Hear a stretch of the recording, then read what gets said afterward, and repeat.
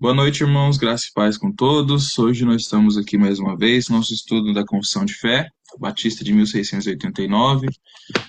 Estamos no capítulo 9, sobre o livre-arbítrio, e vamos começar com a graça de Deus. A primeira parte da confissão começa assim: Deus dotou a vontade humana com a liberdade e o poder natural de agir por escolha, sem ser forçada ou predeterminada por alguma necessidade natural para fazer o bem ou o mal. Então, algumas citações bíblicas da confissão, Mateus 17:12. Eu, porém, vos declaro que Elias já veio e não o reconheceram. Antes fizeram com ele tudo quanto quiseram.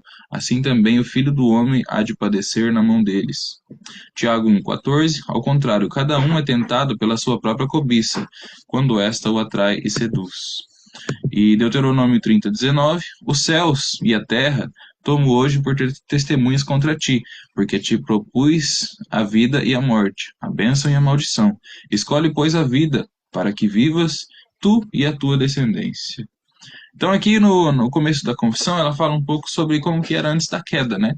Que Deus dotou a vontade humana com a liberdade e o poder natural de agir por escolha. Então uma das coisas que a gente herdou da imagem de Deus, né, que Deus nos fez a sua imagem e a sua semelhança, a gente já viu um pouco disso, é esse poder natural de agir por escolha. Nós fazemos escolhas, nós somos seres morais, né, que fazemos escolha. E a confissão fala que foi sem ser forçado ou predeterminado por alguma necessidade natural para fazer o bem ou o mal. Então, só um pouquinho para a gente entender o que significaria esse termo livre-arbítrio, né? O que é esse arbítrio, o que é essa vontade? Vamos entender um pouco. A premissa básica sobre o livre-arbítrio nada mais é do que afirmar a autonomia da vontade do ser humano, como se esta fosse livre de qualquer causação. Então, quando você junta livre com arbítrio, esse seria esse o significado. Ou seja, não existe nada que limite ou domine a liberdade do homem. Ele escolhe o que bem entender, do modo que bem entender, livre de qualquer influência definitiva nas escolhas que faz. A vontade, porém, a gente sabe, está atrelada à mente. A mente é o mecanismo que julga o que é melhor para ser feito. Essa decisão causa a nossa vontade, que por sua vez causa a nossa ação. E sobre quais bases está fundamentada a nossa mente, então? Sobre as bases do nosso caráter. As decisões que a gente toma, tudo que a gente pensa, tem toda uma cultura, todo um caráter que foi criado, que foi moldado disso. E aí tem dezenas de coisas que a gente tem que levar em consideração. O nosso caráter, como ele é uma composição complexa de inúmeros fatores, como por exemplo o lugar que a gente nasceu, a educação que a gente recebeu, nossa família, a formação acadêmica, influências culturais, espiritualidade, influências psicossociais também do grupo que nos cerca, influências químicas do nosso cérebro, as químicas do nosso cérebro, físicas, geográficas e uma imensa gama de outros fatores. Então, por exemplo, isso a gente vê muito. A nossa cultura ela é muito determinada de acordo com o lugar que a gente nasce. E essas coisas influenciam muito as nossas escolhas. Se a gente faz uma escolha e não outra, todas essas coisas que a gente mencionou, a nossa mente leva em consideração, às vezes em questão de segundos ou milésimos, mas tudo isso já está pré-determinado, está pré-influente na nossa mente. Logo, então, se a minha escolha é baseada na autonomia da minha vontade, ela está irremediavelmente vinculada ao acaso. Se ela é vinculada ao meu caráter, ela é causada. Portanto, já não é mais livre. Existe liberdade da vontade? Sim, mas está circunscrita a um sem número de fatores causativos e não ao conceito irracional de livre-arbítrio, tal como se nos é apresentado corriqueiramente. Seguindo esta mesma linha de raciocínio, porém agora segundo as escrituras, né, sobre as quais bases está fundamentada a nossa mente, sobre as bases do nosso caráter também. Analisando o caráter da raça humana à luz das Escrituras, encontraremos inúmeras sentenças, tanto no Antigo quanto no Novo Testamento, que apontam para uma grande e irremediável problemática no cerne daquilo que o constitui, que forma o nosso caráter. A Bíblia diz que nós somos pecadores, escravos do pecado e odiamos a Deus. Algumas citações, a gente já viu bastante isso no nosso estudo sobre a depravação total. Na verdade, esse estudo de hoje ele tem muito, muito, muito a ver com a depravação total. Tem até um paradoxo que a gente vai ver mais para frente, mas é um estudo que daria até para ter dado junto com a depravação total, que já ficou até pré-entendido, né, no nosso estudo sobre a queda do homem. Então, compreender a irracionalidade do livre-arbítrio, como esse conceito que a gente determinou, como se a vontade do homem não dependesse de nada. Esse livre-arbítrio, ele diz que o homem toma suas decisões e nada influencia isso. Ele toma decisão completamente livre, sem nenhuma influência de dentro dele ou de fora dele. E compreender que isso é irracional, isso é ilógico, isso é antibíblico, é fundamental para uma avaliação mais assertiva da realidade que se vive. Para os cristãos, essa compreensão é ainda mais importante, pois tira o homem do centro da vida, como se ele fosse o motivo último da existência no universo, local em que a Renascença e o Iluminismo colocaram-no nos últimos séculos, conceito que tem sido tristemente absorvido e avalizado por grande parte da cristandade desde então. Então, compreender que não somos tão poderosos assim traz o Deus das Escrituras de volta ao lugar de governador do universo e restabelece a ordem da criação. Deus como criador e sustentador de todas as coisas, e os homens como suas criaturas, submissos a seu governo soberano. E quando a gente junta todas essas influências, tanto externas, o ambiente, outras pessoas, circunstâncias, enfim, tudo que a gente já citou, quanto internas, as nossas emoções, sentimentos, nossa experiência, o nosso conhecimento, a nossa ignorância também, e o pecado, todas essas coisas internas, juntando as duas, que controlam nossas escolhas, então entendemos quão imprudente e danoso é o pensamento que somos completamente livres. Mostra também que estamos somente adorando um ídolo criado pela emoção humana e a rebeldia do homem para com o seu Criador, como diz em Romanos 1. Nós adoramos mais a criatura do que o Criador, então nós estamos dando um poder absurdo para a criatura quando a gente fala que a criatura é completamente livre, tanto do interno quanto do externo, e isso inclui Deus, que Deus é de fora, tanto fora quanto dentro da criatura, e isso afeta. É preciso entender que, mais absurdo que o conceito do livre-arbítrio, é o conceito de que essa tal liberdade humana é absoluta. Então, muitas vezes, quando as pessoas falam sobre isso, parece até que ela está falando de um Deus criado. O, os reformadores, eles falam muito disso, que o Deus do livre-arbítrio, né? Os puritanos falavam muito disso, o ídolo, né? Você acaba se tornando um ídolo. Que algumas pessoas chegam até a falar que Deus respeita o nosso livre-arbítrio, que ele não influi, que ele deu o livre-arbítrio para o homem e isso é absoluto, a ponto disso mudar as escolhas de Deus. Deus faz escolhas baseado no nosso livre-arbítrio, ou seja, é uma coisa muito problemática. Então, pensar que as pessoas podem ser totalmente livres, sem nenhuma influência com liberdade, para fazer tudo e qualquer coisa. Isso seria mais absurdo ainda, que o livre-arbítrio, além dele ser completamente uma liberdade, ele é uma coisa absurda, ou seja, uma coisa absoluta. Apenas com um olhar superficial e um pouco de lógica já derruba esse pensamento e mostra quão ingênuo é esse pensar.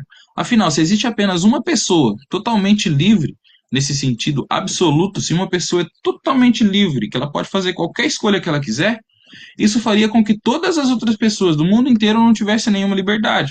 Pois se essa pessoa livre decidir ir contra a vontade da outra pessoa, isso limita a liberdade da outra pessoa. Então é um conceito básico de liberdade. Algumas citações bíblicas, só para citar um pouco da depravação total também, e para a gente ver como que a gente incluiria o livre-arbítrio nessas declarações. E viu o Senhor que a maldade do homem se multiplicara sobre a terra, e que toda a imaginação dos pensamentos do seu coração era só má, continuamente. Salmo 53, 2, 3. Deus olhou desde os céus para os filhos dos homens, para ver se havia algum que tivesse entendimento e buscasse a Deus. Desviaram-se todos, e juntamente se fizeram imundos. Não há quem faça o bem, não há nenhum sequer. Então, se o homem é livre, então ele poderia fazer o bem. Mas Deus está falando que o homem não faz o bem. Aqui uma citação dos Salmos, mas Paulo repete isso em Romanos, inspirado pelo Espírito Santo. Efésios 2, 1 a 3. E vos vivificou, estando vós mortos em ofensas e pecados, em que noutro tempo andastes, segundo o curso desse mundo, segundo o príncipe da potestade do ar, do espírito que agora opera nos filhos da desobediência, entre os quais todos nós também andávamos nos desejos da nossa carne, fazendo a vontade da carne e dos pensamentos, e éramos por natureza filhos da ira, como os outros também. Então, essas são citações muito conhecidas, né? Aqui em Efésios, Paulo fala que nós éramos mortos. O pastor Nicodemos, eu já falei isso algumas vezes no estudo, quando ele faz essa exposição desse capítulo, ele fala uma coisa que é muito clara. Morto significa morto. O morto tem alguma liberdade? Ele tem liberdade de decidir, agora eu vou viver. Não. Aqui fala que isso é uma influência que só acontece se vier de fora. Deus nos vivificou enquanto nós estávamos mortos. E aqui fala que a gente anda segundo o curso desse mundo. Não segundo o curso da nossa liberdade, do nosso livre-arbítrio, é segundo o curso do mundo. Segundo o príncipe da potestade do ar. Então, os inimigos da carne, né? O mundo, o pecado e Satanás. Então, é, é uma coisa muito clara, né, nas escrituras, como é que diante dessas afirmações o homem pode ser livre, né? E aqui tem uma palavra muito forte também, só para citar, que esse espírito da potestade do ar, ou seja, Satanás, os demônios caídos, ele agora opera. Esse opera aqui, esse atua, é uma coisa, uma palavra muito forte no grego, que coloca um total domínio, né? E Paulo fala aqui, entre os quais todos nós, inclusive ele, andávamos outrora, antes de nascer de novo, antes de ser salvos, né? A confissão continua. O homem, em seu estado de inocência, tinha a liberdade e o poder de querer fazer aquilo que era bom e agradável a Deus. Essa, porém, era uma condição mutável, pois o homem podia decair dessa liberdade e poder.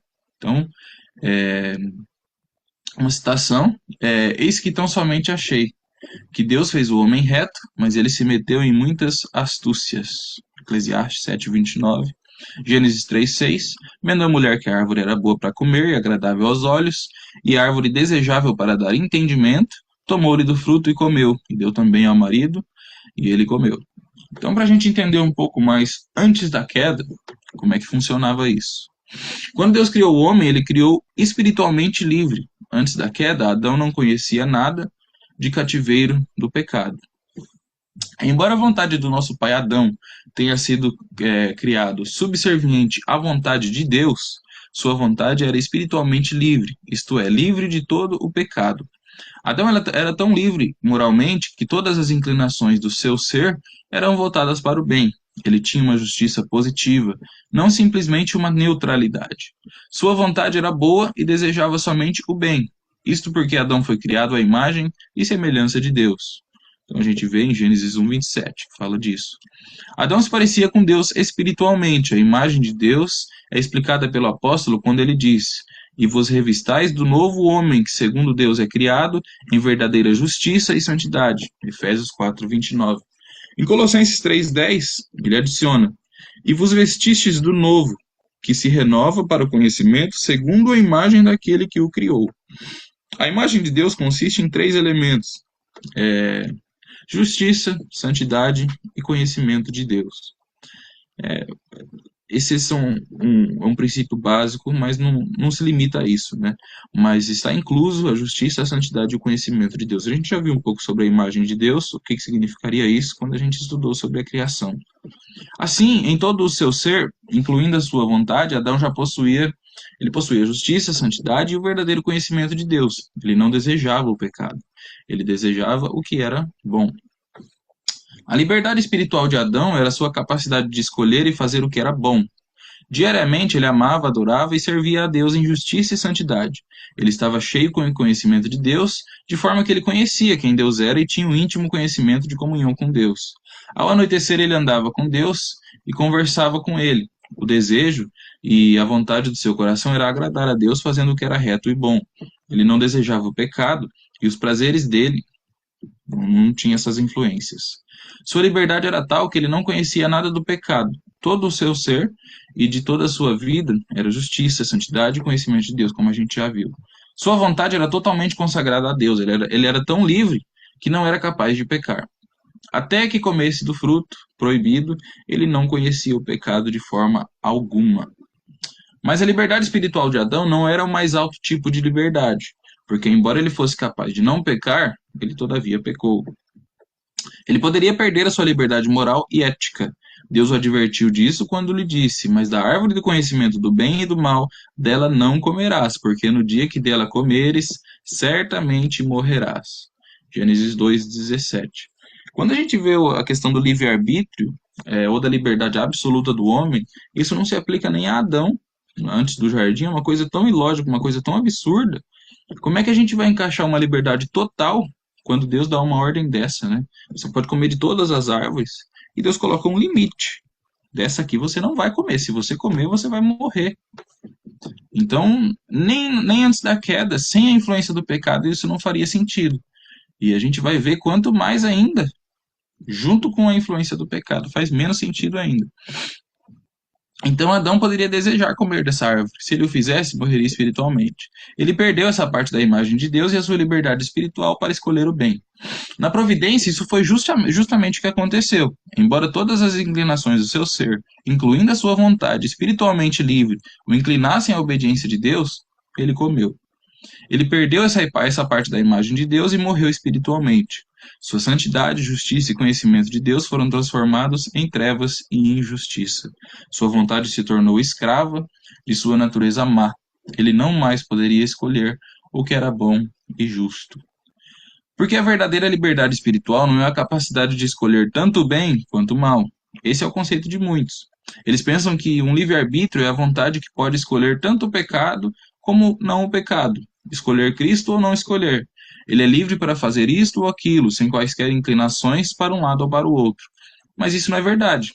A Bíblia sempre fala que a liberdade, quando a Bíblia fala de liberdade espiritual, como a capacidade de fazer o bem em lugar do mal. Então, quando a Bíblia vai falar sobre essa liberdade espiritual, não se trata de uma coisa neutra, pelo contrário, se trata da capacidade do homem de fazer o bem. Isso é o que lemos em Romanos, por exemplo, 6, 17 e 18. Mas graças a Deus que, tendo sido servos do pecado, obedecestes de coração a forma de doutrina que foste entregue. E libertos do pecado, fostes feitos servos da justiça. Aqui a liberdade espiritual é definida não como a capacidade de escolher tanto o bem como o mal, mas como a capacidade de escolher o que é bom. Isso é, liberdade do pecado, ele é livre do pecado. Alguém que é espiritualmente livre não está cativo ao pecado, mas é, em vez disso, servo da justiça. Continuando na confissão, com a queda no pecado, o homem perdeu completamente toda a sua habilidade volitiva para aquele bem espiritual que acompanhava a salvação. Por isso, o homem natural é inteiramente adverso a esse bem e está morto em pecados. Ele não é capaz de se converter por seu próprio esforço, nem mesmo se dispor a isso. Romanos 8,7. Por isso, o pendor da carne é inimizade contra Deus, pois está sujeito à lei de Deus, nem mesmo pode estar sujeito. Essa parte de Romanos aqui, mais uma citação do pastor Nicodemos. Eu já dei esse exemplo também, mas é uma coisa para a gente entender. Que espiritualmente, com a depravação total, com a nossa queda, com o pecado, o homem ele é como se fosse aquele carro que vai prendendo para o lado, que está desbalanceado. Então você tá com o volante aqui segurando, e quando você segura tá tudo certo. Só que a hora que você solta, o carro vai pendendo para um lado. É isso que acontece com o homem com o pecado. Ele sempre vai pender para o mal. Ele pode escolher o bem, mas ele nunca vai escolher o bem por causa do pecado. O pecado tem um domínio tão forte. A Bíblia, como a gente vai ver, ela fala que nós somos escravos do pecado, que você vai pender sempre para esse lado, sempre contra Deus. E continuando aqui, Romanos 5, 6. Porque Cristo, quando nós éramos ainda fracos, morreu a seu tempo pelos ímpios. Efésios 2, 1, 5, como a gente já viu. Tito 3, 3 a 5. Pois nós também outrora éramos nécios, desobedientes, desgarrados, escravos de toda sorte de paixões e prazeres, vivendo em malícia e inveja, odiosos e odiando-nos uns aos outros. Quando, porém, se manifestou a benignidade de Deus, o nosso Salvador, e o seu amor para com os homens, não por obras de justiça praticadas por nós, mas segundo a sua misericórdia, ele nos salvou mediante o lavar regenerador e renovador do Espírito Santo. Irmãos, eu acho uma coisa impressionante e brilhante. Como é que a gente vai falar que a pessoa é livre, sendo que a Bíblia usa essa palavra aqui muitas vezes? Nós somos escravos de toda a sorte de paixões e prazeres. Como é que uma pessoa é livre e é escrava? É claro que na questão do pecado isso não faz tanto sentido, mas quando se trata de Deus, a gente vai ver que aí sim faria sentido. João 6,44. Ninguém pode vir a mim se o Pai que me enviou não o trouxer, e eu o ressuscitarei no último dia. Então aqui o próprio Deus encarnado está falando que o homem não é livre. O homem pode ir a Jesus se Deus não trouxe a ele? Não, não pode. É o que Jesus está falando, o próprio Deus está falando isso. Então é uma coisa muito, muito clara, muito óbvia. Então, a gente vê também, só para tocar aqui, a Confissão fala um pouco disso por cima, mas é uma coisa que é muito forte nos nossos dias. Então, esse argumento que o homem não nasce nem bom nem mal, ele nasce uma coisa neutra, uma tábula rasa. Toda religião e filosofia no mundo, exceto o cristianismo bíblico, tem sustentado que o homem é basicamente bom e aperfeiçoável através de seus próprios esforços. O filósofo inglês do século XVII, John Locke, acreditava que o homem nascia como uma lousa em branco, uma tábula rasa, ou seja, um quadro em branco, e aí as coisas vão sendo pintadas conforme o tempo, ou seja, uma questão de inocência. Jean-Jacques Rousseau, o filósofo francês do século XVIII, acreditava que o homem era bom, assim, iniciando a filosofia humanista, que coloca o homem antes de Deus. Ele disse: o homem nasce bom e a sociedade o corrompe. O islamismo ensina que todos são nascidos puros, de musselina, ou seja, um tecido leve e pouco transparente, que serve para vestuário. E naturalmente bons até que sejam desviados pelo ambiente. E além dessa citação, como eu já citei também, nós temos o pensamento que o homem nasce neutro. Então, o mundo diz ou ele nasce bom ou ele nasce neutro. Quando a gente vê, eu vou citar primeiro Martinho Lutero e depois a gente vai entender de onde que saiu essa citação, como que ele chegou a esse raciocínio. A gente já viu um pouco. Martinho Lutero ele falou uma vez no seu livro Nascido Escravo, é um livro que ele fez especialmente sobre isso, uma resposta à Igreja Católica, ao Erasmo, né, que foi contra a Igreja Católica pediu para ele escrever uma coisa sobre o livre-arbítrio. E Martinho Lutero respondeu. Engraçado outra citação de Martinho Lutero, ele fala, nesse livro ele fala assim, olha, eu poderia chamar todo um exército para te responder os absurdos que você está falando no seu livro, mas eu vou chamar só 2 soldados, Paulo e João. Eles são necessários, são suficientes. E Lutero ali, quando a gente lê aquele livro, os irmãos que puderem, eu recomendo muito. É uma coisa muito maravilhosa, né? É Bíblia atrás de Bíblia e uma coisa muito, muito simples, né? Quando o assunto é Jesus Cristo, não há neutro.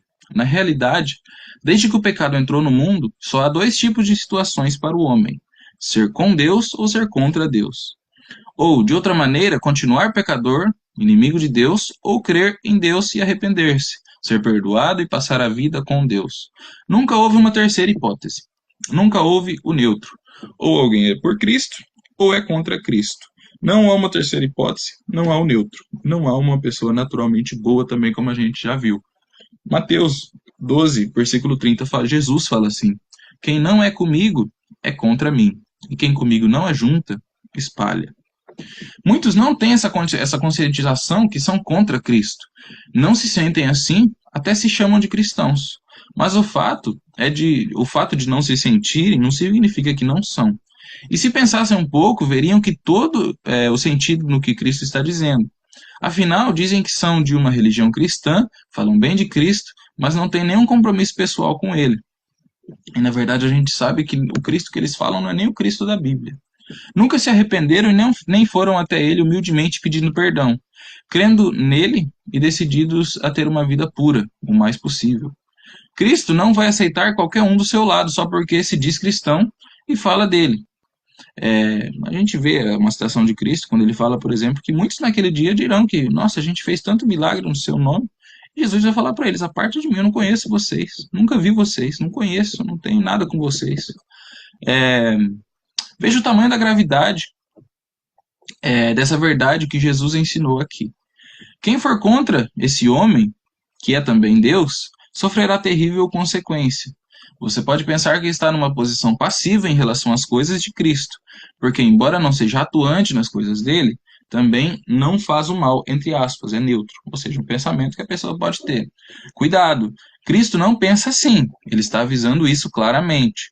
Ele é muito paciente e misericordioso, esteve aqui em grande humildade, mas não confunda isso com um Salvador molinho, precisando de alguém para salvar, implorando para salvar as pessoas, um Salvador carente, que faz qualquer coisa para que alguém o siga. Não esqueçamos que o Senhor Jesus, ele tem toda a autoridade nos céus e na terra, ele vai julgar a humanidade, ele é o Filho de Deus e ele é o próprio Deus. Ele é inflexível quando se trata da dedicação a ele. O texto não especifica o que acontecerá com os que são considerados contra Cristo e que espalham o que ele quer ajuntar, Mas toda a Bíblia afirma isso.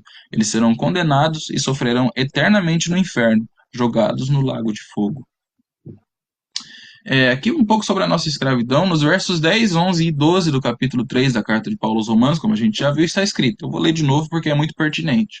Como está escrito, não há nenhum justo, nenhum sequer. Não há ninguém que entenda, ninguém que busque a Deus. Todos se desviaram e se tornaram juntamente inúteis. Não há ninguém que faça o bem, não há nenhum sequer. Como que pode haver uma autonomia da vontade no nosso coração, se nosso coração é apresentado nas Sagradas Escrituras como o âmago da nossa existência, está corrompido pelo efeito devastador do pecado? Como descrito pelo apóstolo, nosso caráter está absolutamente comprometido com a maldade, com a inimizade contra Deus. O próprio Paulo, em outra oportunidade, como a gente já viu em Efésios 2, diz que não apenas nós estamos mortos, mas trabalhamos contra Deus. Odiamos a luz e amamos as trevas. O homem na Escritura Sagrada, mais particularmente na carta aos Romanos, que isso fica muito claro no capítulo 1, é apresentado como conhecedor de Deus, que preferiu suprimir o verdadeiro em detrimento da justiça, e por isso é considerado indesculpável. Notem que o conceito de responsabilidade está atrelado ao conhecimento, e não a um suposto livre-arbítrio. Também em Romanos, no verso 23 do capítulo 14, o apóstolo Paulo diz que tudo que não provém da fé é pecado. Se todas as ações do homem, incluindo seu pensamento e expressões que não vêm da fé, são pecado, onde está então a neutralidade na escolha do homem? Como pode o homem não regenerado, que não recebeu fé de Deus, fazer algo que seja da fé? Toda ação humana é permeada pelo pecado, não existe uma zona neutra. Um teste simples que comprovaria a inexistência do livre-arbítrio é o seguinte: comprometa-se consigo mesmo pelos próximos 12 meses, é aqui um exagero, né? Pela próxima hora, os próximos 30 minutos, que você não vai mais pecar. Você conseguiria? Quem conseguiria fazer essa proeza? Então, a conclusão que a gente chega é o seguinte: se temos autonomia e domínio exaustivo da nossa vontade, por que não somos capazes de parar de pecar? Porque nós somos escravos do pecado, como a gente vai ver. Essa doutrina não quer dizer que então nós somos robôs, né? Não, não é isso que quer dizer. Somos seres livres que fazem escolhas reais a todo momento, e a Escritura jamais negou isso. Contudo, nossas escolhas foram cabalmente afetadas pela queda, estão circunscritas à natureza caída, que será regenerada por completo, apenas no dia da vinda do Senhor, será regenerada nos salvos. Nossa liberdade de escolha não pode ser confundida com o conceito de livre-arbítrio ou da autonomia da vontade, como se em algum lugar da natureza humana existisse neutralidade. Quando a Escritura nos impele a fazer escolhas, ela não está afirmando a existência do livre-arbítrio. A lei nos foi dada para que compreendêssemos a nossa miserabilidade e assim corrêssemos para o único Salvador que pode nos ajudar a cumpri-la. Ou seja, a lei aponta para Cristo. A gente entende quão pecadores nós somos e quanto nós precisamos de um Salvador maravilhoso. Aquele que vive para Deus já não vive mais para si mesmo, mas é Cristo quem vive nele. E uma vez distante de Jesus, absolutamente nenhum ser humano seria capaz de cumprir qualquer requisito exigido por Deus. O conceito de liberdade na Escritura Sagrada nunca esteve atrelado ao conceito de livre-arbítrio, e sim ao novo nascimento. Lembremos as palavras de Jesus: e conhecereis a verdade, e a verdade vos libertará. Só mais uma reflexão: Jesus disse que a verdade nos libertaria. Uma pessoa que já é livre precisa de liberdade? Então, a conclusão é clara. Quem crê no livre-arbítrio, que é a pessoa desse jeito que a gente definiu, não precisa da verdade. Ele não precisa ser liberto. Ele já é livre. Então, Jesus não disse: e tereis livre-arbítrio, e o livre-arbítrio vos libertará. Só existe verdadeira liberdade de escolha em Cristo Jesus, pois ele interrompe a nossa desgraça espiritual e regenera o nosso caráter, fazendo com que tenhamos condições para servir a Deus. Foi ele mesmo quem disse, como a gente já viu: ninguém pode vir a mim se o Pai que me enviou não o trouxer. Em João 6,44. Se ninguém pode ir a Jesus sem que o Pai o leve, onde fica o livre-arbítrio humano? É Deus quem nos vivifica dessa morte em delitos e pecados. É Ele quem nos atrai com cordas de amor. É Ele quem chama, justifica, santifica e glorifica, como diz Romanos 8:30. Aqui é a boa notícia do Evangelho, né? Compreender a irracionalidade do conceito do livre-arbítrio é compreender que se algum dia algum homem amou a Deus, foi porque Deus amou este homem primeiro. e que se algum dia algum homem escolheu a Deus, foi porque Deus escolheu este homem primeiro, de graça, nunca a partir de nós, para que não viéssemos a nos gloriar. Afinal, Deus não divide a glória dele com ninguém. Jamais teríamos a capacidade de buscar a Deus, mortos em nossos pecados. Jamais escolheríamos a Deus se ele não escolhesse para si mesmo, a gente, em Cristo, para a sua própria glória. A salvação pertence a Deus e não depende de quem quer ou de quem corre, mas de Deus demonstrar da sua misericórdia, como diz em Jonas 2,9 e Romanos 9,16. Porque a verdadeira liberdade espiritual não é a capacidade de escolher tanto o bem quanto o mal. Esse é o conceito de muitos, como a gente já viu. Isso é o que lemos em Romanos, por exemplo, 6, 17, 18, como a gente já viu. Mas graças a Deus que, tendo sido servos do pecado, obedecestes de coração à forma de doutrina que fostes entregues, e libertados do pecado, fostes feitos servos da justiça, como a gente já viu. Aqui a liberdade espiritual é definida, como a gente já viu, como ser servo da justiça. Continuando na confissão, esses são os dois últimos tópicos da confissão sobre esse assunto. Quando Deus converte um pecador e o transfere para o estado de graça, ele o liberta da sua escravidão natural do pecado. E somente pela graça o habilita a livremente querer fazer aquilo que é espiritualmente bom. Mesmo assim, por causa de certas corrupções que permanecem, o homem redimido não faz o bem perfeitamente e nem deseja somente aquilo que é bom, mas também o que é mal. Então, Colossenses 1,13, ele nos libertou do império das trevas e nos transportou para o reino do Filho do seu amor. João 8,36, se pois o Filho vos libertar, verdadeiramente serei livre. Filemão 2,13, porque Deus é quem efetua em vós tanto, não, Filipenses, Deus é quem efetua em vós tanto o querer como o realizar, segundo a sua boa vontade. Romanos 7,15, aí os versículos 18, 19, 21 e 23, porque nem mesmo compreendendo o meu próprio modo de agir, pois não faço o que quero, e sim o que detesto. Pois sei que em mim, isto é, na minha carne, não habita bem nenhum. Pois o querer o bem está em mim, não porém o efetuá-lo. Porque não faço o bem que prefiro, mas o mal que não quero, esse faço. Então, ao querer fazer o bem, encontro a lei de que o mal reside em mim. Mas vejo nos meus membros outra lei que, guerreando contra a minha mente, me faz prisioneiro da lei do pecado que está nos meus membros. Então, essa aqui é uma tensão que a Escritura dá. A gente já viu um pouco dessas tensões teológicas, que nós somos salvos, nós somos libertos do pecado, mas ainda não totalmente. Nós estamos no período que a Bíblia chama de santificação, Deus está nos santificando a imagem do seu Filho. Mas isso ainda não aconteceu na sua plenitude. Isso vai ser pleno quando nós formos glorificados, quando nós estivermos junto com o Senhor no céu. E aqui, por último, somente no estado de glória, a vontade do homem será transformada, perfeita e imutavelmente. E então será livre para fazer apenas o bem. Efésios 4,13, até que todos cheguemos à unidade da fé e do pleno conhecimento do Filho de Deus, à perfeita varonilidade, à medida da estatura da plenitude de Cristo. Então aqui nós vamos ver, para a gente terminar, que a Bíblia, nós temos um tipo de escravidão que a princípio parece ser muito estranho, né? Ainda mais o peso que a palavra escravidão tem nos dias de hoje, mas é uma escravidão que liberta. João 8,36, se pois o Filho vos libertar, verdadeiramente sereis livres. Quando falamos em escravidão, primeiramente precisamos avaliar: escravo de quem ou de quê? Pois há de fato escravidões opressoras e destruidoras. A escravidão ao pecado é uma delas. Há também a escravidão aos vícios, aos apegos, aos afetos abusivos e desordenados, escravidão ao dinheiro, ao ego, ao poder, à fama, ou seja, ao pecado. O pior de todas é a escravidão ao demônio, aquela que possui o maior poder destruidor. Nós temos também os tipos de escravidão que a gente já teve na história, que também é muito danoso, não tem nada a ver do que a gente vai falar aqui. Mas, por mais estranho que pareça, existe uma escravidão boa, uma escravidão que liberta, uma escravidão que salva, uma escravidão que restaura. Uma citação: se você tem um relacionamento pessoal com Jesus Cristo, você é escravo dele. Você foi comprado por um preço, como a Bíblia fala. Não é mais expressão definidora em termos do que significa ser um escravo. Ser um escravo significa ser possuído. Então, aqui, o quem eu estou citando, fala assim: eu gostaria de convidá-lo a se tornar um escravo de Jesus Cristo.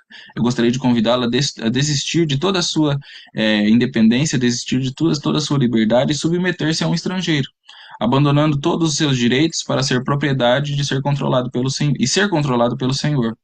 Esse é realmente o Evangelho. Estamos pedindo às pessoas que se tornem escravas. A gente não ouve muito essa conversa de escravo no dia de hoje. Deixe-me dizer uma coisa. Se há um escravo, há um mestre. Se há um mestre, há um escravo. Você não se chama de mestre se você não tem um escravo, e você não é escravo se você não tem um mestre.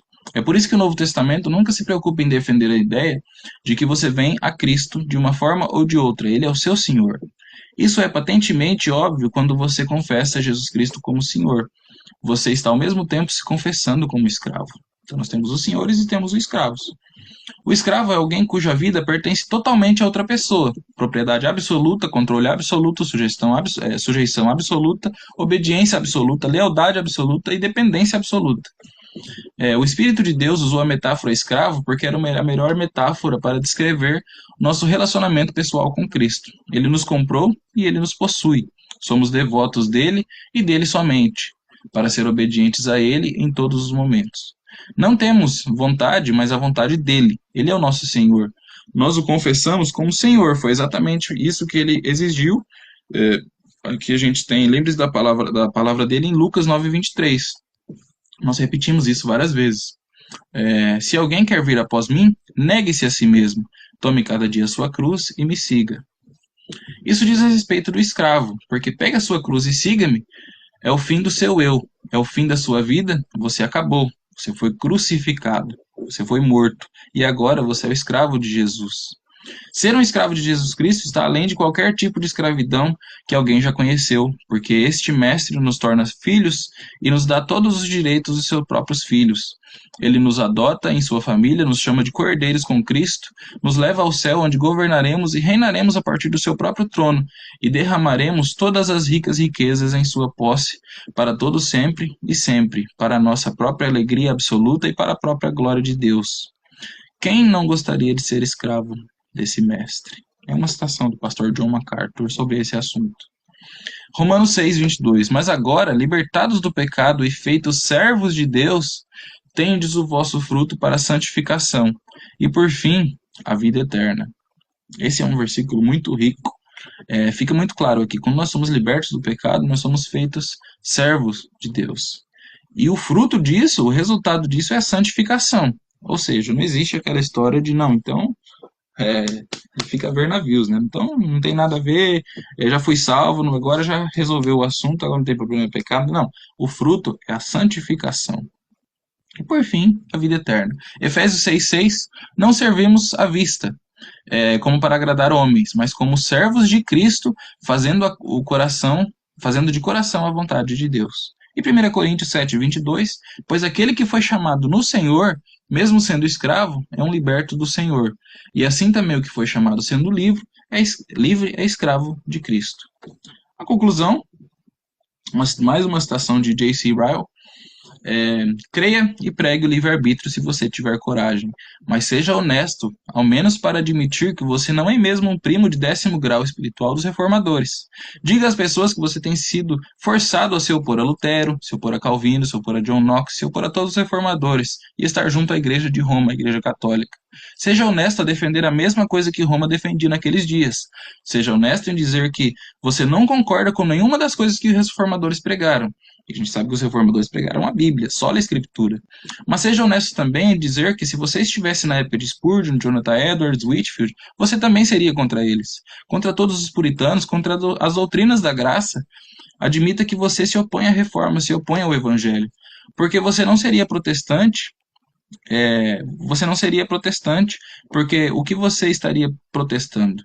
Já que o grande debate da reforma foi exatamente sobre isso. Então admita, você é contra o coração da reforma e das doutrinas da salvação defendidas nela. Concluímos, pois, que temos uma escolha a fazer. Temos de escolher se ficamos com a palavra de Deus, a doutrina bíblica da depravação total do homem, ou se escolhemos se ficamos com o pensamento dos homens, que diminui a Deus e aumenta o homem, dizendo que o homem é livre para escolher entre o bem e o mal. Somente uma dessas coisas pode ser verdade. E se chamamos Jesus de Senhor, então só temos uma opção: a palavra de Deus, sempre. Esse foi o nosso estudo de hoje, irmão, sobre o livre-arbítrio. Se Deus quiser, nos encontramos quarta-feira que vem para falarmos um pouco, se quarta-feira que vem será sobre o chamado eficaz. Então, fiquem todos com Deus. Deus abençoe a todos.